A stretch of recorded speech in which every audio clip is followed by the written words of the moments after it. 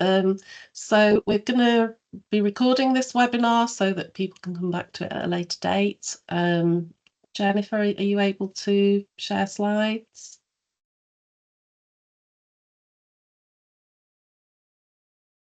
Is it not sharing already? Yeah, it is. Okay, yeah, it's good. Okay, lovely, thank you. Right, good morning and welcome to the Industrial Biotechnology Innovation Catalyst. This is our webinar for June. Sorry, I've got May on my slides. So if you've not joined us before, our webinars are run every month as a lunch and learn for anyone interested in industrial biotechnology. We advertise any upcoming ones on our university events page, and I think a member of the team will be able to paste a link in the chat later today so you can click and have a look at what ones we've got coming up. We will be taking a bit of a break over the summer, so we'll probably come back for the next one in September. Next slide, please. So I'm Sabina Hawthornthwaite, I'm the Programme Manager for IBIC, and we are an industrial biotechnology project. We're funded by EPSRC. Next slide, please.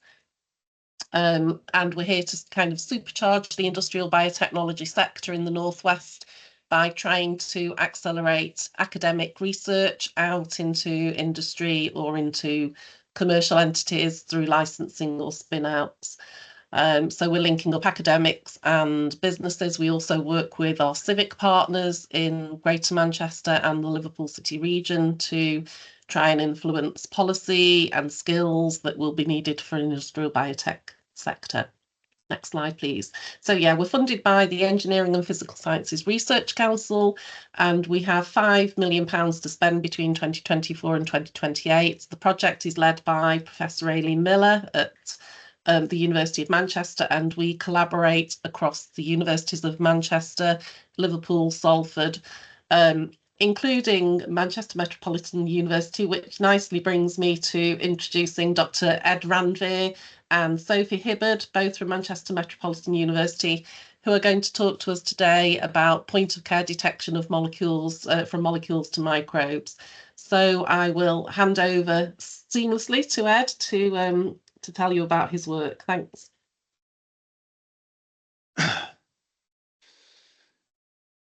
Yeah, thank you, Sabina. So yeah, hello everybody. As Sabina said, my name's Ed Randviir, from Senior Lecturer in Chemistry at Manchester Metropolitan University.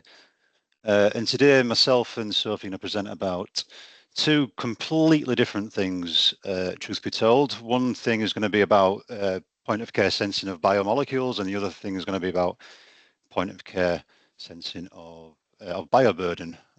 So we'll kick off with the electrochemical sensors, which I'm going to talk to you about. So I'm part of quite a productive group at Manchester Metropolitan. We are the electrochemistry group.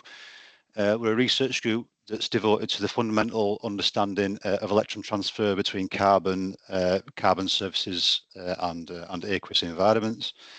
We also we're really keen on applied electrochemistry as well. So we do this through a number of ways, but the three main things that we're focusing on over the past sort of 10 to 15 years or so is surrounding sensors and biosensors, 2D nanomaterials, and the circular economy. So what I'm going to really talk to you about here is these sensors. And if you have a look at this little diagram here, that is basically a little what's called a screen printed electrode. And these are only about 1 inch in size, and using these little devices, we can detect a whole range of molecules in biological settings. Okay, so printing electrodes. So the reason why electrochemistry is quite a small scale experiment anyway in the laboratory. You do have conventional electrodes, but the problem with those in a sort of field setting is that you need to be able to prepare the electrodes very meticulously in order to get the responses that you want. So us as electrochemical engineers design our own electrodes using a printing press. It's similar to what you might pay someone to print you a T-shirt, for example. And all we do, we design our own screens, which allow us to design these electrodes, and we print onto a substrate by squeezing carbon paste through the screen, which defines the 3 electrodes, which you can see when the pointer is there. Okay, so once these carbon layers are printed onto a surface, we cover the electrodes here with what's called a dielectric that will insulate the electrode connections from any sort of contamination and avoid short circuiting. And then from there, we can pipette an aliquot of solution between 10 to 20 microliters of a solution, and that will cover all 3 of these electrodes, which you can see here where I'm circling that pointer, and that then becomes an electrochemical cell. Okay, so effectively we can detect molecules in a point of care environment using only 10 to 20 microliters of a solution.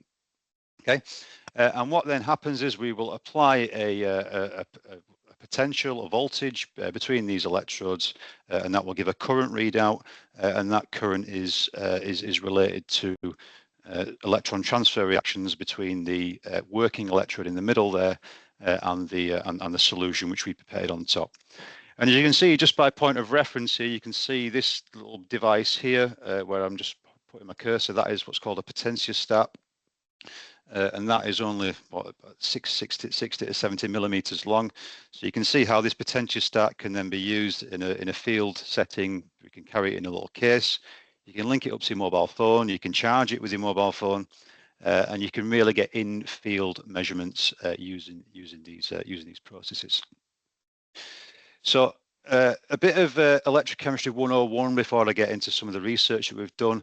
So these are what's called dynamic experiments. So effectively what we are doing, we are applying a voltage between 2 electrodes. So the big circle in the middle there is the working electrode. That's where all the chemical conversions happen. The little gold electrode there is what's called a reference electrode, and we apply a voltage between those. And what happens when we start to ramp this voltage up according to this curve, we will measure a current passing between this outer ring here, this counter electrode, and the working electrode. Okay, and if we plot the current against the applied voltage, we will get one of 3 different types of voltammograms. So that's just circling that. The red bit there is where we apply the potential, and the green bit is where we measure the current. So these 3 voltammetric profiles we see here, one of them is called reversible, which is the black line, the undashed line. We've got a dotted line in the middle, which is sort of a semi-reversible situation, which we call quasi-reversible, and then the dashed line is an irreversible signal. Okay, all of these we can measure. It doesn't matter whether something is electrochemically irreversible or not. We can use this signal analytically to detect how much stuff we have in a solution, because actually the size of this current, the size of this peak that we produce, is intrinsically related to the concentration of a species in solution, according to something called the Randall-Sevcik equation. And that's what the equation which I've put on here. When I show this to my undergrads, a lot of them have a heart attack, but realistically, a lot of these things are actually constant in nature. So the only things that we can focus on here are the current, which is this I irrev thing here, and the concentration. So we can see here that the current is directly proportional to the concentration, all things else being constant. And we can see here from this sort of image here, this is a typical voltammogram. This is one that we did quite a long time ago, looking at thyroxine, which is a biomolecule which is intrinsically linked with the thyroid function. And using voltammetry, we are just monitoring the thyroxine binding with a protein in the body. So thyroxine binds with TBG, which is called thyroxine binding globulin, and we can see here the more TBG we have in solution, the lower this peak gets, the sort of more it gets smaller in magnitude. And this is because the thyroxine is the molecule which we are monitoring electrochemically. So if we are taking the thyroxine out of the solution, then the electrical current there is going to decrease. So hopefully that gives you a bit of a brief intro as to what electrochemical methods do. And then so what we'll do, we'll go on to a few more different examples here which we can point to, which have been published in the literature. Okay, so these things have been used in many applications. In America especially, and in the UK even. In America, it's a multi-billion-dollar market. There's sensors, electrochemical sensors, which exist particularly for glucose. If anybody who's diabetic and has their own monitoring system, there's a chance that it's made from a screen printed electrode, and all people have to do is put a sample.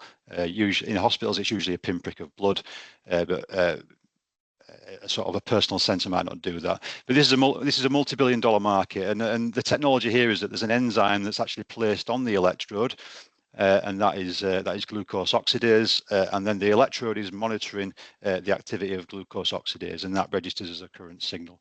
So that's actually an established market. But you can do this for a number of things: medical applications, environmental, online monitoring, forensic applications, water quality monitoring. We've got a couple of projects ongoing at the moment with water quality. But what I'm going to show you today is the idea of this in medical environments, because the reason why we think these are really useful for medical applications is because they're completely non-invasive. I know I've just mentioned blood, but you can do this in saliva or urine samples or sweat or something like that. These are disposable, they're really cheap. We can print these electrodes at a cost of about 11 pence per electrode. Being disposable, that's really useful for a medical environment because, well, obviously there's contamination, there's certain waste disposal practices that have to be adhered to in medical settings. You don't require a high level of skill to use this. You get a near instant readout from your potentiostat, and I think that these can really be used to solve for early triage of a lot of different diseases. So we'll show you a couple of examples of this. So quite a while ago, we did a bit of work on theophylline. Now, if anybody knows somebody who's got quite a serious respiratory problem, the chances are that they're going to be taking theophylline on a regular basis. This is the bronchodilatory medicine. It's got quite a narrow therapeutic range, which means that it has to be continually monitored in the blood. And part of the problem of that is that monitoring blood samples requires someone to go to a general practice to have samples taken, which is obviously quite uncomfortable. So the idea is that can we monitor this using electrochemistry, which allows us to do it in other types of media, not just direct from blood samples. Okay, so the oxidation reaction that's going on here is that we're converting into this radical cation that's here. So this theophylline comes into contact with the electrode surface there. An electron gets taken off of the theophylline and creates this product. And this is monitored as a current signal here. The voltage you can see is around about 0.9 volts. Okay, and we don't have to do anything. There's nothing too clever actually going on here because we've not modified the surface in any way, shape, or form whatsoever. Theophylline is quite it's a really nice molecule to study because it's electroactive. It will exchange electrons without too much stimulus, and therefore it creates these nice little wave profiles. And you can see here, as we increase that concentration of the theophylline, we are increasing the height of this wave. Okay, and we managed to do this within a clinically relevant range without too much surface modification. So that's quite a nice application of screen printed electrodes. Another one, we can use these indirectly. We don't have to directly oxidize a target species. We can react a species with something else and then monitor the concentrations from something indirectly. And we've done this by looking at creatinine as a biomolecule, a biomarker for kidney function. Creatinine is made really linearly by your body. It's excreted by your kidneys. And the current medical procedure for looking at creatinine is still to do a colorimetric method called the JAF reaction. This was made in 1886. It uses quite a strong base. It's pH 13 sodium hydroxide, I think it is. And that creates this really bright orange Janovsky complex if you combine creatinine with picric acid. Any chemists on the call will realize that this is quite dangerous because picric acid is a contact explosive. So we have to make sure that we store that quite well and monitor it and make sure it doesn't dry out. But what's happening here is that we are looking at monitoring the picric acid concentration, because this is electroactive. If you oxidize picric acid, it will form this radical anion that's on the screen there, and then the concentration of that is related to the current that's given off. So we're actually reducing this, even not oxidizing it. Now, why would you do this? Well, colorimetric methods are great, but the problem is that there's a lot of different interference inside urine. You've got proteins in there, you've got simple molecules which will interact with picric acid as well. So we can't be completely convinced that the intensity of the orange colour that's given off by this complex is all to do with the creatinine picric acid complex here. Okay, so that's why electrochemical methods can be potentially useful in this particular context.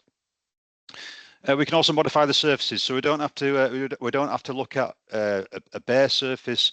And often it's a good idea to modify your surface, because if you want to tailor an electrode to a particular target, as in the diabetes sensor where we use glucose oxidase, you really want to make that working electrode sensitive and selective to a particular target analyte. And one quite nice example of this is looking at 2D hexaboronitride. This is a nanomaterial which a lot of people are looking at for a number of applications. We thought we'd have a look at whether it might be useful for electrochemical sensors. And we applied it to this problem here, which is the idea of looking at dopamine and uric acid simultaneously. Both of these molecules are excreted in your urine, and the reason why we're looking at these at the same time is because actually, if you look at the voltammograms produced here, the peak potentials of uric acid on the right there and of dopamine on the left, the peak oxidation potentials are very similar. So the question is well, if those are similar, how can we differentiate between what the contribution of dopamine is and what the contribution of uric acid is? So ideally, what you would try and do is actually separate these signals, almost in like a separative method, chromatographic method even. You might want to try and separate your signals, and we're just trying to do the same thing here as electrochemists. So what we do, we modify the surface, and this is just a very crude way, but we can drop cast the nanomaterial on that electrode surface. What we found was that as we increased the level of drop casting here, we're going to get a shift in these peak potentials. And you see this voltammogram down here. You can get a clear distinction here between the dopamine peak on the left-hand side and the uric acid peak there on the right-hand side. And it's kind of nice because not only are the signals quite separate and discernible now, but as we increase the amounts of dopamine in that solution, we can see that the signal of the uric acid remains largely untouched. Okay, so that's one way that we can use 2D materials.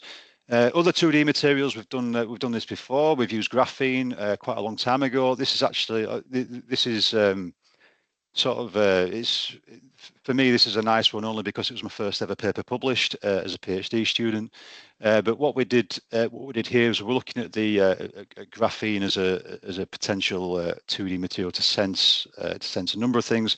Guanine is obviously a DNA base, so it's useful to try and detect it for a number of reasons. But there was a lot of debate around about this time. If you hark back to sort of 2012, which is when this was published, there was a lot of debate as to whether graphene could be used for electrochemical sensors. Rather controversially at the time, we were sort of saying that it probably isn't a good idea to use it. But I think what we've realised now is that it's really you've got two surfaces on graphene. You've got the basal plane here, which has a sort of low affinity for electron transfer, and you've got the edges which have got a really high affinity for electron transfer. But guanine's nice because it's got this pi system on its molecules, so that it will stack quite nicely on the graphene, and then the edge planes of graphene will oxidize it quite well. Okay, and we've shown that using the voltammetry here. This dotted line here, this dashed line even, we've got a reduced oxidation potential there, which allows us, which means that there's less energy required to actually catalyze the guanine oxidation compared to graphite.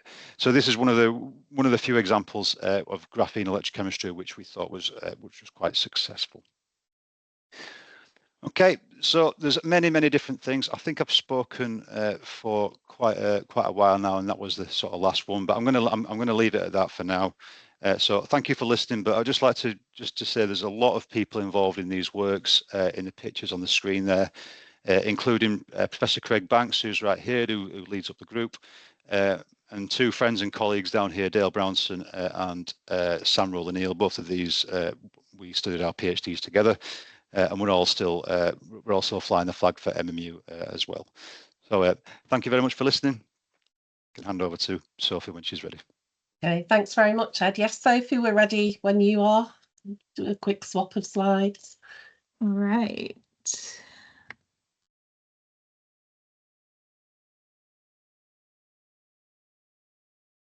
that working? We can all see? Yes, Yep. Perfect. Thanks, Sophie. Okay. So switching gear slightly away from chemistry and into microbiology.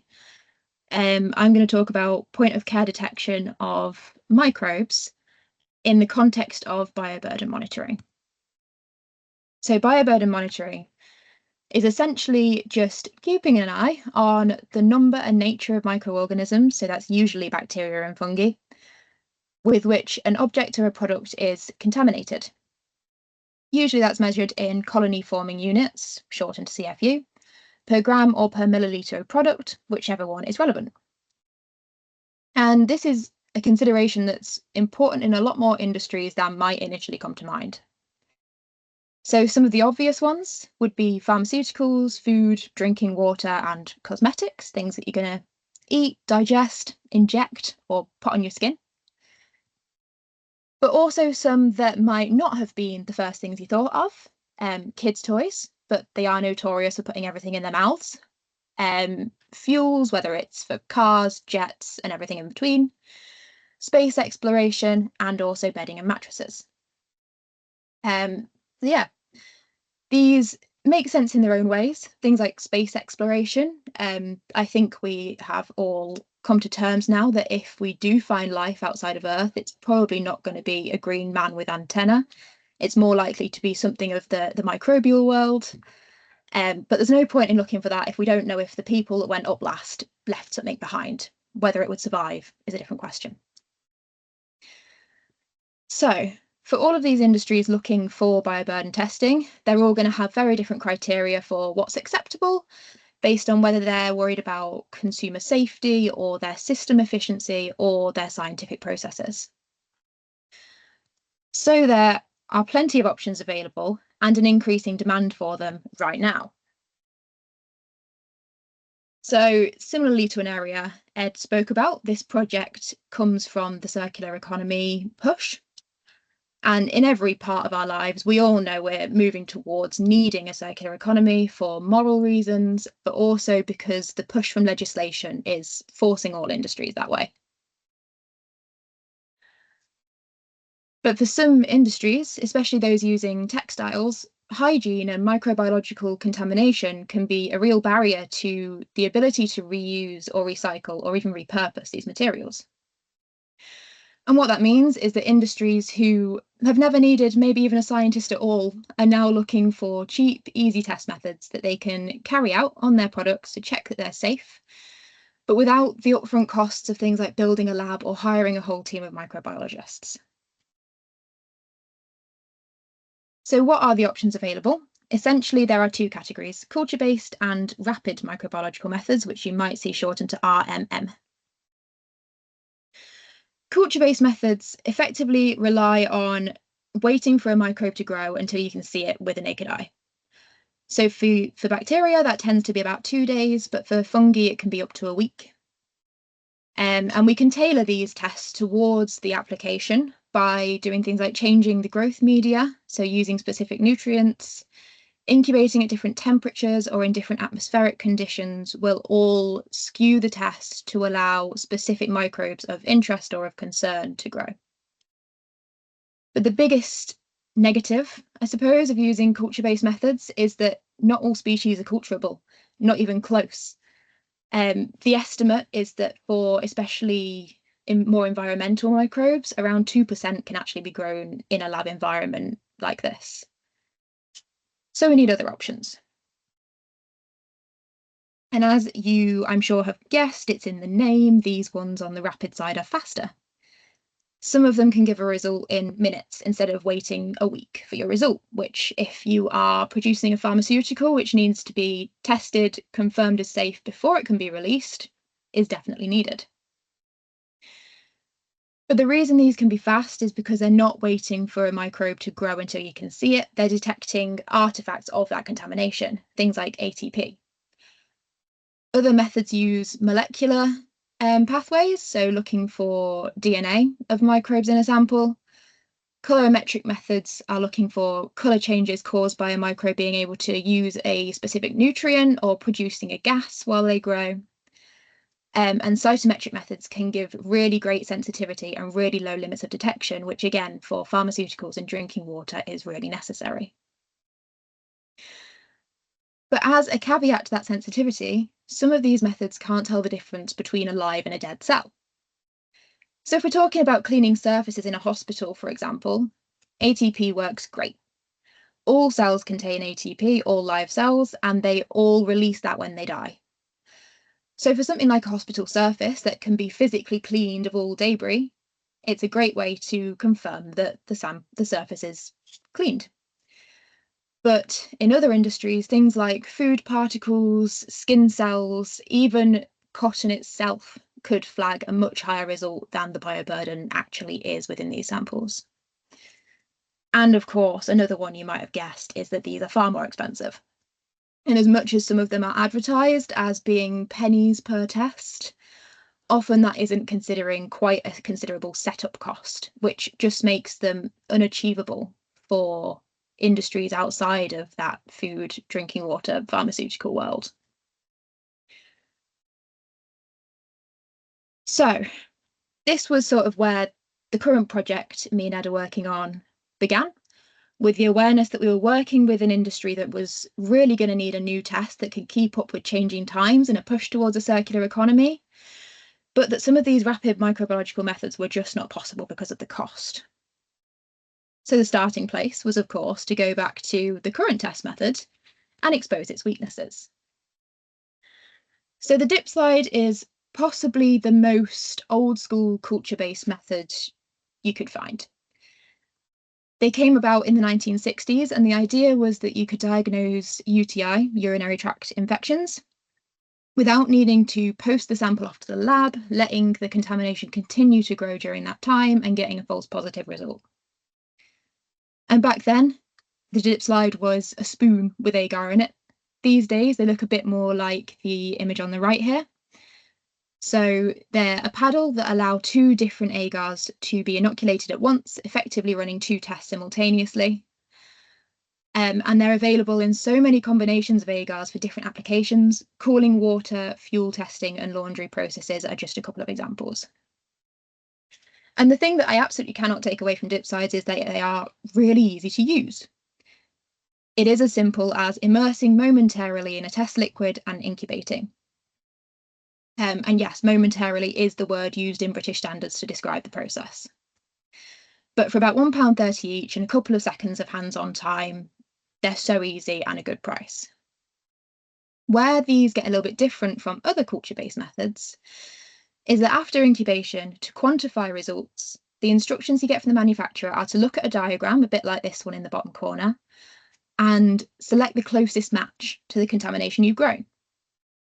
So what that gives you is a result to the closest power of 10, but nothing more specific than that. But in a search for that specificity, some industries are trying to quantify their results by counting these colonies. And I don't know if we've got any microbiologists in the call, but the big difference between the two methods is that when you're using a standard lab spread plate method, you're adding a repeatable fixed volume of usually 100 microliters to your test plate. Whereas the dip slide is relying on the interactions between the agar surface, the liquid, and the microbes for a proportion of those microbes to become adhered to the agar during a really quick dip contact time. But does that mean that quantification can't work the same way? Can we count the colonies and it work? We needed to find out. So what I did was used textile samples. So I was using the legitimate natural mixed species bioburden and assessing how the dip side performed compared to the spread plate. So I did this by counting the individual colonies on the dip side, but also counting the colonies on the diagram of the dip side and calculating the concentration by spread plate. And this is the graph that we produced. So despite dip sides having multiple papers published showing that they can produce reliable and accurate results for UTI diagnosis, other people have found that in more environmental settings, so non-healthcare diagnosis applications, they can underestimate bacterial concentration by up to 2 orders of magnitude, which reflects what we saw here. And the problem comes from the results sitting along the x-axis, where that dip side method is claiming there's a lot less bacteria present than a spread plate is. My reasoning for this is sort of a UTI diagnosis is a yes or no. Is this person infected or healthy? And it's probably going to be one extreme or the other. Whereas when they're asked to determine concentration along a continuous scale like this, they don't seem to perform so great. So my next step was that I needed to remove the unknowns of using natural bioburden. So I used every microbiologist's favourite tool, E. coli. And this time I focused on the immersion time. So as I mentioned earlier, the immersion instructions are momentarily. So I assessed from momentarily up to 5 minutes and actually found that the closest reflection of the concentration within the solution was from 1 minute's immersion. And now my version of momentary might be different to Ed's, but I don't think either of us are going to call it a minute. But that wasn't even the most interesting finding from this section of work. It's the difference between the two agar types. So both of these are agars that will encourage different species to grow with different coloured colonies, which allows you to start making a bit of a presumptive identification, which is really helpful. So CLED is a general agar. It will grow most bacteria that can be grown, while McConkey is more specific to gram-negative bacteria, specifically fecal and urinary pathogens, so what you might be looking for in a UTI. And E. coli covers both of those categories. So yes, I tested that my specific strain can grow on both of these agar types, yet why on a dip slide does the CLED side grow significantly less than the McConkey side?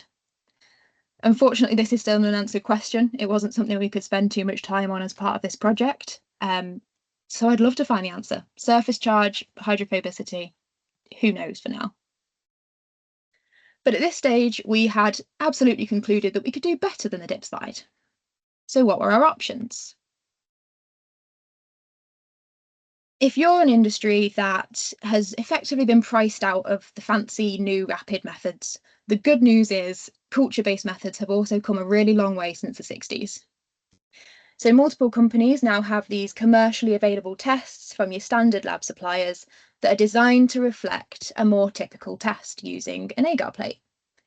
The big differences being, to make your own agar, you need to be able to sterilise it, which needs an autoclave, and they're expensive and bulky and not ideal for this setting. But further than that, all 4 of these options have a longer shelf life than an agar plate.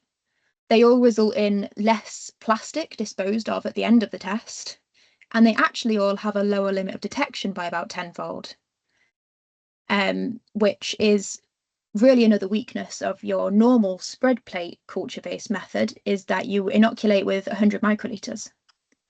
But because each of these tests uses a dried out nutrient media, you inoculate with a whole mil of test liquid, giving you a 10-fold higher limit of detection in the process.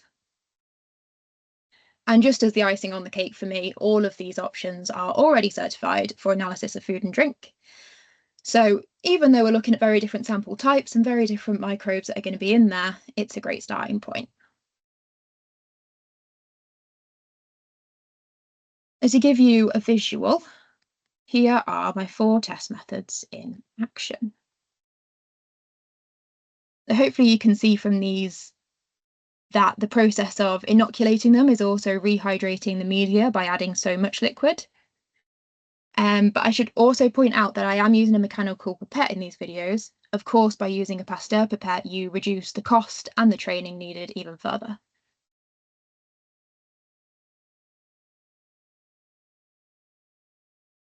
There you have it. 4 options that mirror a spread plate without the training or the infrastructure in place first. But do they work? Yes, they do. All 4 test methods have at this point been assessed against 6 different bacterial species and 2 yeast species, so using both the total count and the yeast and mould variations of each test.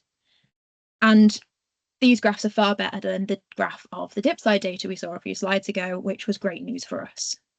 And this sort of brings us up to the present day and where we are with this work now. So the next stages will be to do a very similar study to this again, but using all of these species in combination before I move on to using real industry samples. And eventually coming up with a test method. So the big question is, can we design a method of bioburden testing using one of these options that can be performed in a factory environment without expensive equipment or laboratory space and very minimal microbiology training? And we've got a year left, so we should be answering this question very shortly. And eventually we'll get to see our work in action, which is the point of all of this, and it's very exciting. But that is everything from me. Thank you all very much for listening. And of course, thank you to everyone involved in the project, including Ed. Thank you, Sophie. So I think we've still got some time, about 10 minutes for questions. If anyone has any questions for either Sophie or Ed on the work they've done, or anything relating to potential applications of their work that you might be interested in.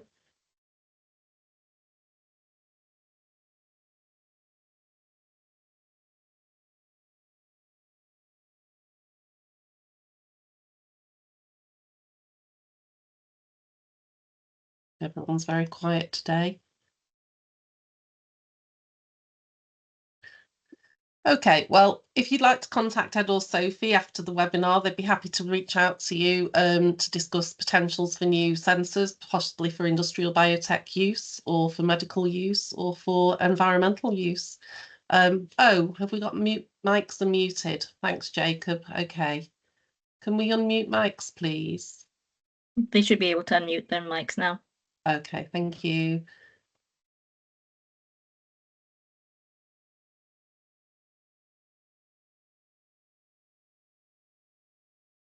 Okay. Are you able to share slides again, Jennifer, please?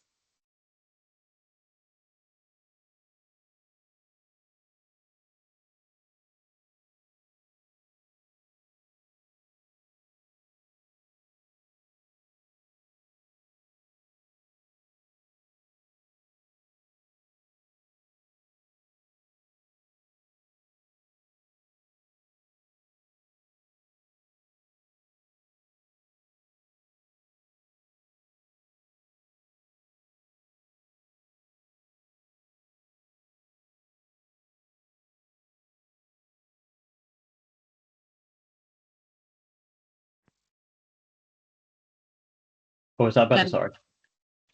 Hi, we can hear you, yeah. Hi. Hi, I just had a quick question for Sophie regarding like the bioburden, because this is more sort of out of curiosity, because I always find it interesting that you're looking at those bacterial species because they're sort of like the norm to check.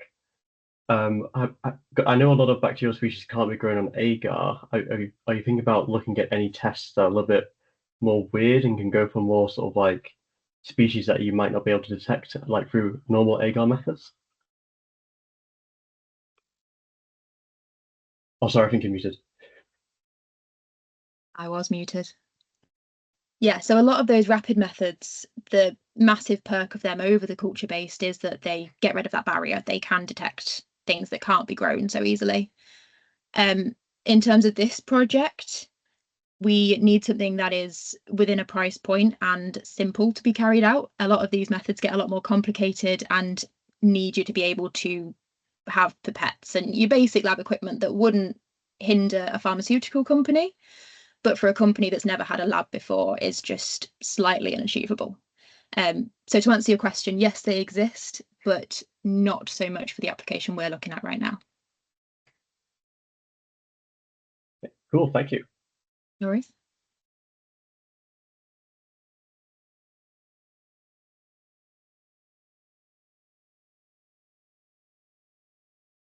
Okay, any more questions out there?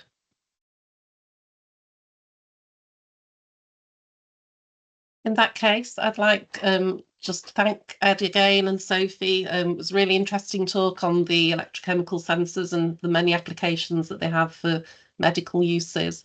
And also Sophie's work looking at the methods for bioburden methods to look at point of care detection for microbes. It's great that that's going to sort of push the way forward for circular economy, maybe more economical and rapid methods. So thank you both very much.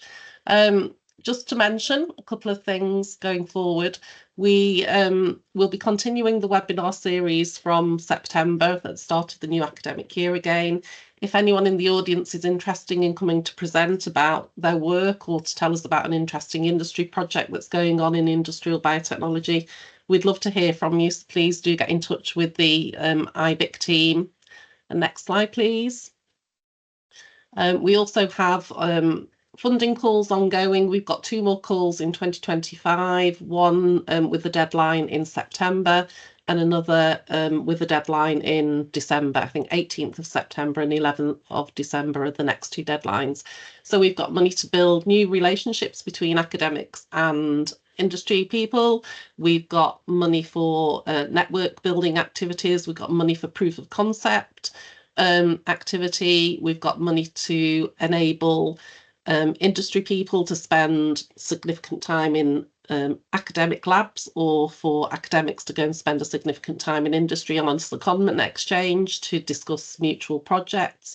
We also have commercialisation funds for academics looking at commercialising their research through licensing or spin-outs.